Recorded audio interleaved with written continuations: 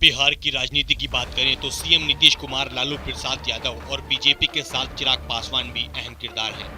अभी चिराग पासवान ने किसी पार्टी के साथ गठबंधन नहीं किया, लेकिन बीजेपी से उनका पुराना नाता रहा। 2022 में नीतीश कुमार जब एनडीए से अलग होकर महागठबंधन में शामिल हुए तो उसके बाद 3 उपचुनाव में महागठबंधन नहीं रहते हुए भी चिराग पासवान ने बीजेपी की ओर से स्टार प्रचारक के रूप में काम किया, जिसकी वजह से चुनाव प्रचार में फायदा भी मिला। 2022 के विधानसभा चुनाव में चिराग पासवान एक सीट जीत पाए, लेकिन चिराग पासवान ने अपनी ताकत का एहसास जरूर कराया। बीजेपी भी चिराग पासवान की ताकत को जानती है, इसलिए चिराग पासवान को बीजेपी अपने से अलग नहीं कर सकती। राजनीतिक जानकार कहते हैं कि चिराग पासवान एक युवा नेता है। चिराग पासवान अपने आप को बिहार के मुख्यमंत्री के रूप में देख रहे हैं। यही कारण है कि 2020 में हुए चुनाव में उन्होंने अपनी ताकत को दिखाया, अकेले चुनाव मैदान में उतरे और अपनी ताकत का बेहतरीन एहसास कराया और अपने वोट बैंक को भी लोगों को दिखाया, और इसका खामियाजा नीतीश कुमार को उठाना पड़ा। ये भी सही है कि 2020 के बाद चिराग पासवान की वोट में काफी तेजी आई और बीजेपी चिराग पासवान की ताकत को अच्छे से समझती है।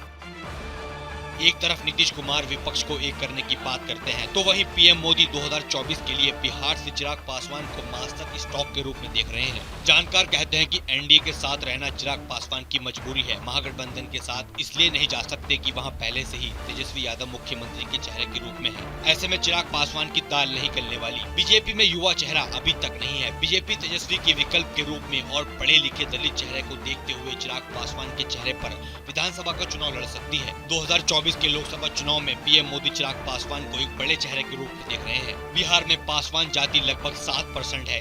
इसके अलावा दलित वर्ग के कई लोग रामविलास पासवान के वोटर रहे हैं और अब वह वोटर चिराग पासवान की ओर झुक रहा है। इस समय बिहार में चिराग पासवान दही के जोरन के बराबर है। जिस तरह बिना जोरन के दही नहीं जमा सकते, उसी तरह चिराग पासवान के बगैर महागठबंधन या बीजेपी मजबूत नहीं बन सकती।